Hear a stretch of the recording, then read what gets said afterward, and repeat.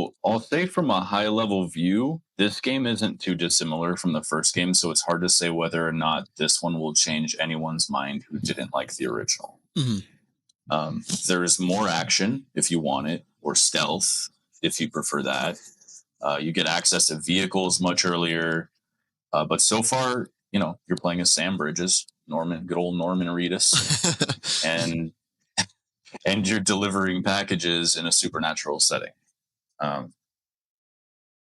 Also, granted, like people call it a walking simulator. Sure, it is. But like when you're walking, you're not just holding the thumbstick in the up position. You have to decide how much cargo you're carrying for the delivery, but also what you're carrying to aid you along the way. You might want some extra boots or a ladder or two or a couple of weapons just in case. The more you carry, the more likely you are to bust your ass. So you have to watch your step and how fast you're moving, Mhm. plan your route.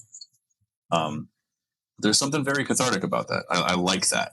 Very, I don't know, peaceful and interesting to me. Mhm. But anyways, you're also very likely to come across lost cargo along the way. That's going where you're going, so you might want to save some room for shit like that too. Um, I like picking up the little random cases that I come across. Um, in case you haven't played the first game or you don't remember what all happened in the story, there is a recap on the startup screen. I watched it just cause, but it basically just made me remember that it dropped during COVID and that the timing of its release was pretty creepy. I remember people were talking about how Kojima can see into the future and shit. Mhm. Yeah, it was pretty crazy time, man.